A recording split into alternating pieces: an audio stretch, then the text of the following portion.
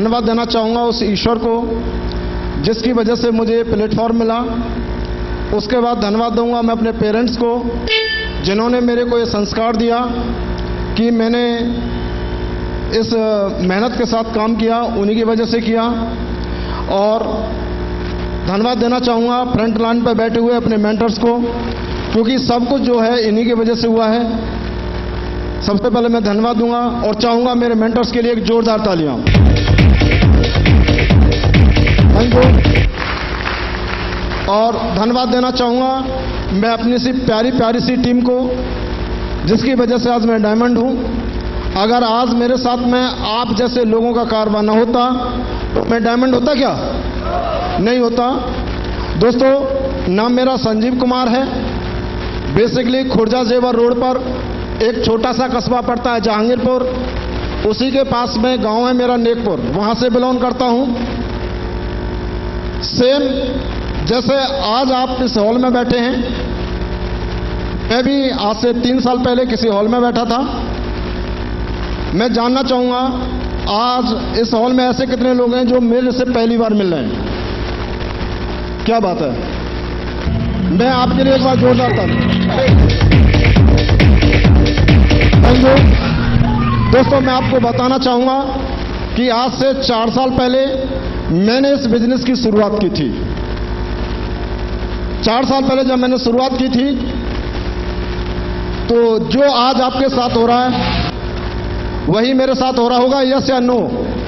क्योंकि जब हम लोग इस बिजनेस को ज्वाइन करते हैं, ज्वाइन करने के बाद हम एक ही काम करते हैं कि जिस अपने जो भी रिलेटिव लोग होते हैं, जितने सगे संबंधी होते हैं, हम उन लोगों के पास जाते हैं, उनसे बोलते हैं, अपने मित्रों से जाके बोलते हैं कि आप इस कंपनी को ज्वाइन कर लो। ऐसा करते हैं यस या नो?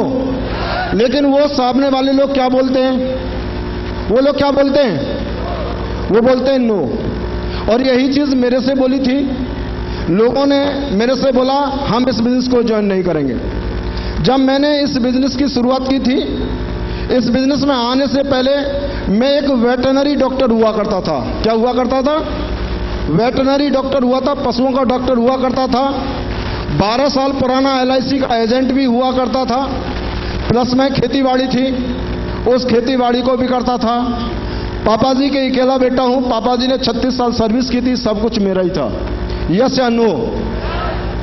और इस बिजनेस में आने से पहले मैं आपको बताना चाहूंगा, जब इस बिजनेस को मैंने ज्वाइन किया था तो उस समय भी मेरी जो नेट इनकम थी वो 50 से 60 हजार रुपए महीने की हुआ करती थी, आज से 4 साल पहले। अब आप सोच रहे होंगे फिर ये व्यक्ति इस बिजनेस में क्यों आया? सोच रहे होंगे यस या नो? लेकिन जब मैंने इस बिजनेस को देखा था तो मेरी एक सोच थी कि मैं दुनिया में पैसा कहीं भी कमा सकता था, पैसा मेरे को कहीं से भी मिल सकता था, लेकिन मेरे को कहीं से समय का फ्रीडम यानी टाइम फ्रीडम कहीं से नहीं मिल सकता था। इस सोच को लेकर के मैंने इस बिजनेस को ज्वाइन किया था।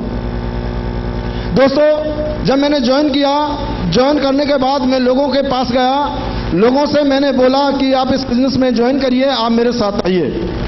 तो लोगों ने मेरा भरोसा नहीं किया, लोगों ने मेरी बात का विश्वास नहीं किया।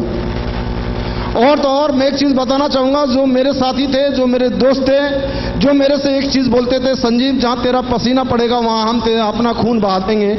ऐसी बातें करने वाले लोगों के पास, ऐसे दोस्तों के पास जब मैं गया तो उन्होंने मेरे से एक चीज बोली।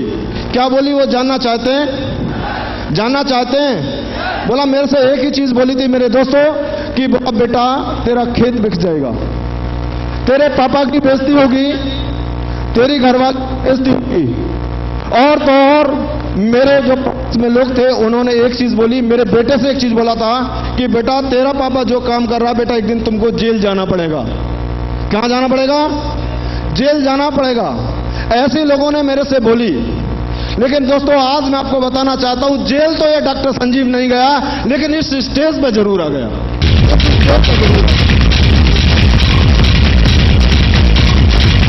Thank you.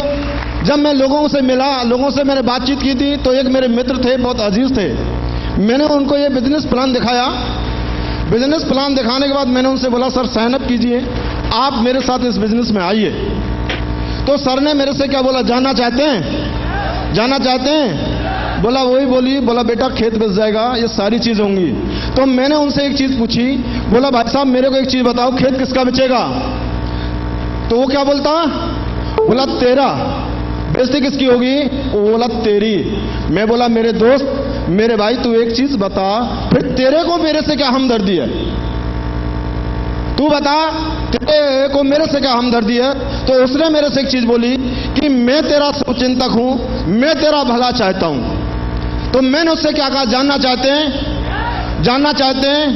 मेरे दोस्तों, मैंने उसी समय 8% अपना प्लान फोल्डर बंद किया और मैंने उससे एक ही चीज बोली कि मेरे दोस्त, बोला हम 4 साल तेरे साथ काम करेंगे, 4 साल काम करने के बाद तेरे पास कोई ऐसा रास्ता है जहां से बोला 8 लाख रुपए महीने कम सकता है, तो तू मेरे को बता, हम वो काम करेंगे, काम तू जो बोलेगा वो करेंगे।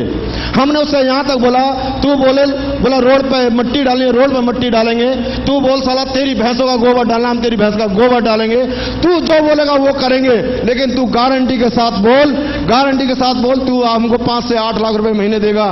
तो उसने क्या कहा, जानना चाहते हैं? उसने बोला नो, मैं तेरे को ये चीज नहीं दे सकता।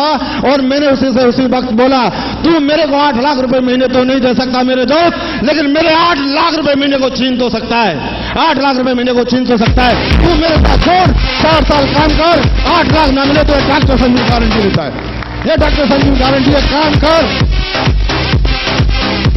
इस जमीन के साथ मैंने इस बिजनेस का स्टार्टिंग किया। मैं सरकारी नौकरी तो मेरे को नहीं मिली क्योंकि पापा जी मेरे सरकारी सर्वेंट थे, पोस्ट ऑफिस की नौकरी करते थे मेरे दोस्त। मेरी भी सोच थी मेरे को सरकारी कोई काम मिले, और मेरे को सरकारी नौकरी तो ना मिली, लेकिन मैं सरकारी कंपनी का एजेंट जरूर बन गया। क्या बन गया?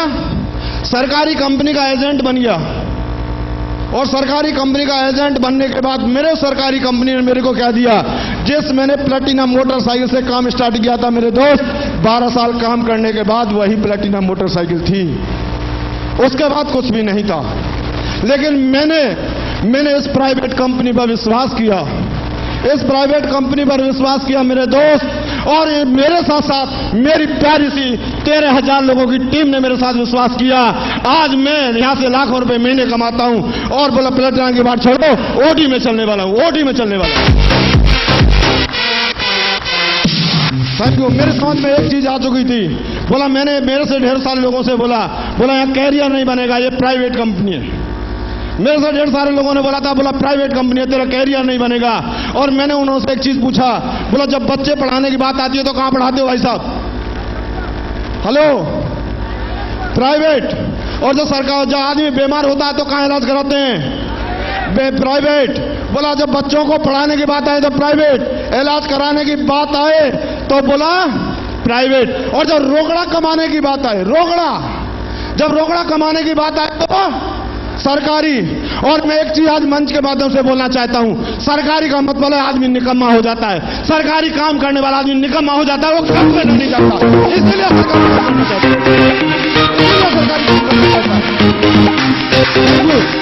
मैं आज एक बताना चाहता हूं, आज लेखपाल की भर्ती निकल रही है। लेखपाल के लिए 15 लाख रुपए जेब में रख के घूम रहे मेरे भाई साहब। क्यों? बोले सरकारी डकैत, सरकारी जेब कतरा बनाने के लिए रजिस्टर्ड। बोला साला कोई भी किसान जाए जेब काट, इसीलिए साला सरकारी।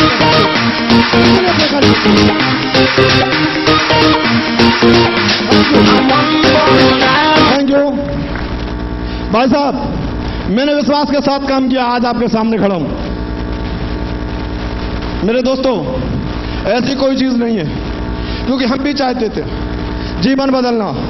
आज जीवन बदला, यस या नो? जीवन बदला, यस या नो? मेरे दोस्तों, मेरी समझ में एक चीज आई, बोला मैं 3 काम करता था, पापा जी मेरे सरकारी नौकरी करते थे। मेरी मम्मी की दिल इच्छा थी, मेरी मम्मी की दिल इच्छा थी कि मेरे पीहर, मेरे मैके तू बेटा मेरे को अपनी कार में लेके जाए।